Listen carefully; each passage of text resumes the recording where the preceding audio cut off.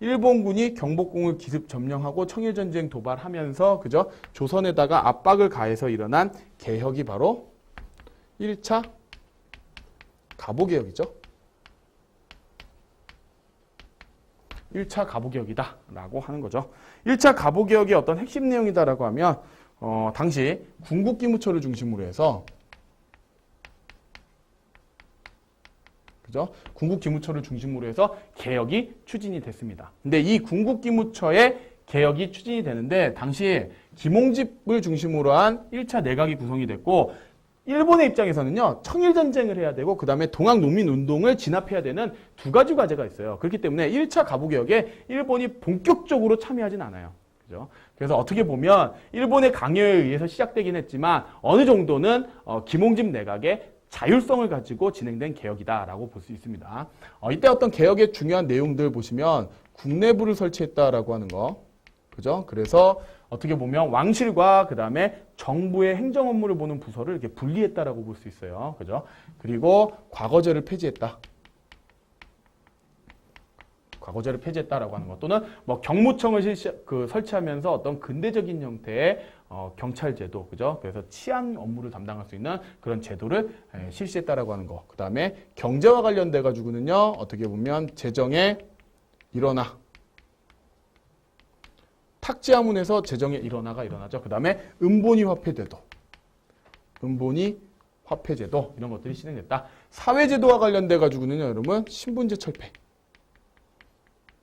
신분제 폐지와 관련된 것 또는 뭐 고문이나 연자제가 폐지됐다라고 하는 부분들이죠. 자, 이것들 중에 재정의 일원화다라고 하는 거, 그 다음에 신분제 폐지다라고 하는 부분들이 바로 동학농민운동에서 주장했던 내용들 또는 갑신정변에서 주장했던 내용들이 여기에 같이 반영되어 있다라고 하는 부분이죠. 여러분들 같이 조금 주목해서 보실 수 있으면 좋으실 것 같습니다. 자, 그 다음에 그 이후에 1차 가부개혁 이후에 2차 봉기가 일어나면서 그죠? 그리고 2차 봉기가 마무리가 되는 시점. 그죠? 그래서 1894년 이제 말에 들어가면서 새롭게 청일전쟁에서도 이제 승기를 잡았던 일본이 보다 더 일본의 입맛에 맞는 형태의 개혁을 위해서 2차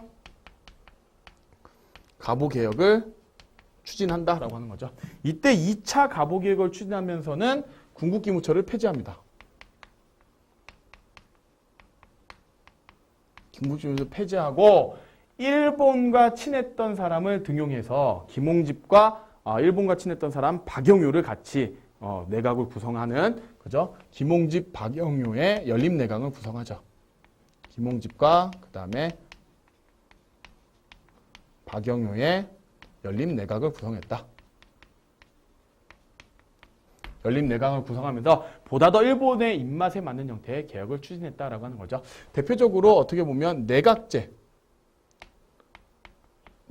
같은 걸 실시했다라고 하는 거고, 그 다음에 뭐 8아문을 뭐 7부로 수정했다라고 하는 것, 전국의 8도를 뭐 23부 체제로 바꿨다라고 하는 것, 이런 것들이 어떻게 보면 개혁의 내용들이다라고 볼 수 있고요. 그 다음에 재판소를 설치했다라고 하는 부분, 그래서 지방관의 어떤 사법권을 독립시켰다라고 하는 부분 좀 같이 보시면 될 것 같습니다. 자, 그리고 가부개혁의 정신이다라고 할 수 있는 홍범 14조가 반포가 되고요. 그 다음에 교육과 관련돼서 이제 근대 교육의 어떤 시작이다라고 할 수 있는 교육입국조서다라고 하는 게 반포되죠. 이런 것들이 2차 가보개혁의 주요 핵심 내용들이다라고 보실 수 있겠네요.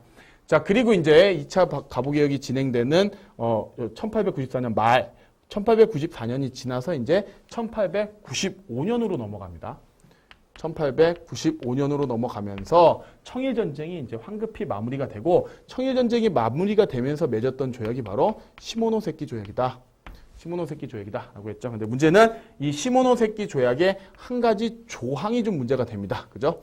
청나라가 청일전쟁에서 패배하게 되면서 일본한테 배상금을 지불해주면서 어디를 줬느냐? 랴오뚱 반도를 주게 되잖아요.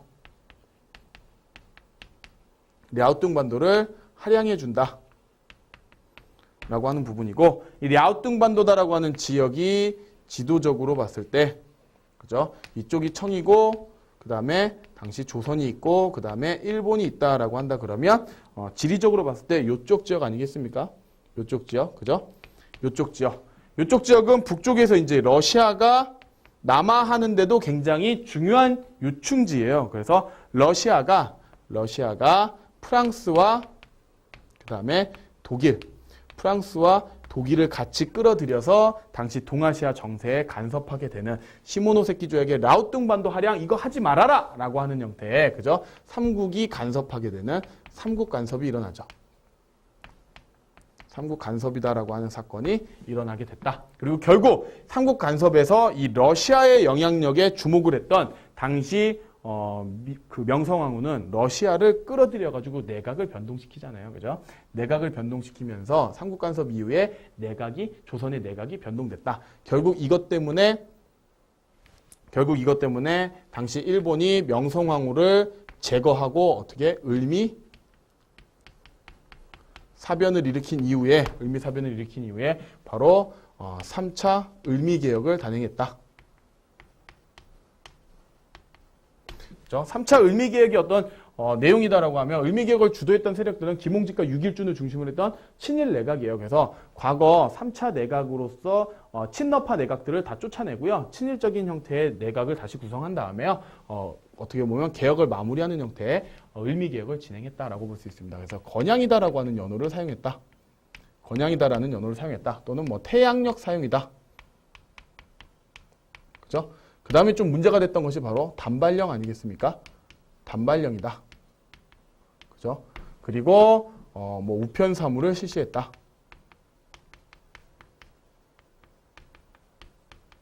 이런 형태의 개혁이 있었다라고 하는 거고 결국 이 단발령과 그 다음에 을미사변이다라고 하는 것이 이제 영향이 돼가지고 나중에 을미년에 을미의병이 일어났다라고 하는 부분입니다. 자 그리고 이제 이 이후에 어떻게 보면 고종은 이제 생명의 위협을 많이 느끼게 되겠죠. 그래서 을미사변 이후에 생명의 위험을 느끼고 좀 불안하기 때문에 러시아 공사관으로 도망가게 되는 아관파천이다라고 하는 사건이 바로 1896년도에 일어났다라고 하는 부분입니다. 그래서 전반적으로 이 아래는 이제 동학농민운동과 관련된 부분이고요. 위쪽은 가보개혁과 관련된 부분을 선생님이 정리를 해봤습니다. 그래서 1894년에서 1895년 굉장히 다양한 사건들이 시점에 따라서 일어났기 때문에 그 사건의 어떤 전개 과정을 여러분들이 조금 한눈에 정리하실 수 있도록 이렇게 정리해 드렸습니다. 여러분. 이렇게 살펴보시면 되겠네요. 자, 그러면 이러한 내용을 바탕으로 해서 다시금 우리가 교재에 있는 내용을 문제를 풀어보면서 한번 정리해 보도록 하겠습니다. 몸풀기 개념 확인입니다.